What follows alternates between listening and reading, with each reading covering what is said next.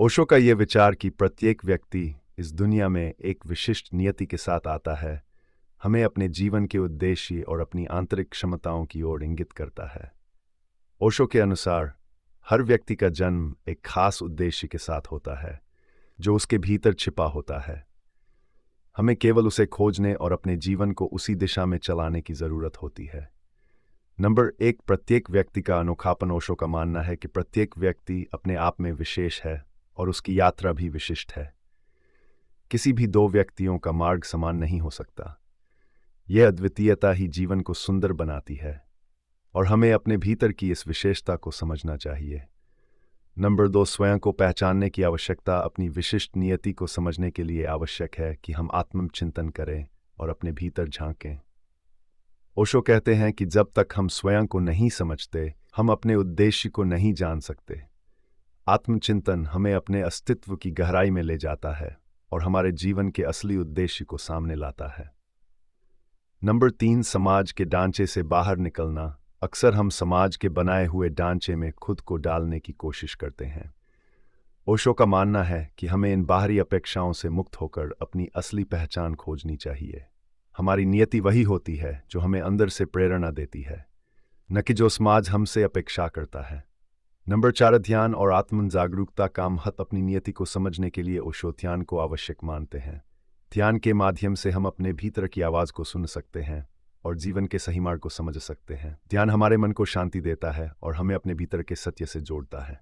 Number 5, प्राकृतिक प्रवृत्ति का अनुसरण करना। ओशो का मानना है कि हर व्यक्ति के अंदर एक प्राकृतिक प्रवृत्ति होती जो उसे उसकी नियति की ओर ले जाती है। हमें अपनी प्रवृत्ति को समझना और उसके अनुसार जीवन जीना चाहिए। जब हम अपने स्वभाव के अनुरूप जीवन जीते हैं, तब हम अपने उद्देश्य को प्राप्त कर पाते हैं।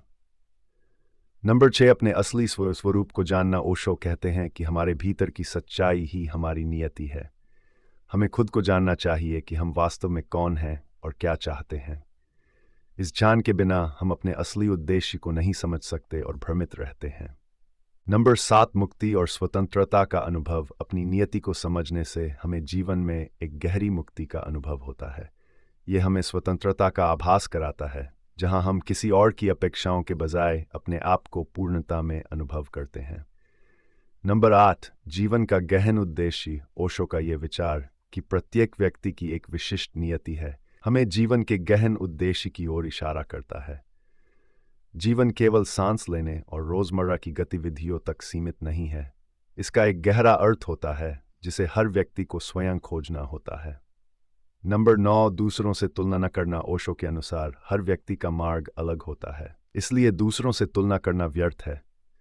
हमें अपनी नियति के प्रति ईमानदार होना चाहिए और खुद को दूसरों के साथ तुलना करने से बचना चाहिए।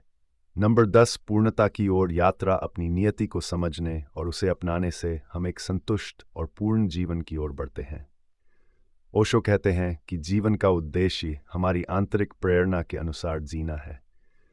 जब हम अपने उद्देश्य को पहचानते हैं, तब हमारा जीवन पूर्णता और आनंद से भर जाता है।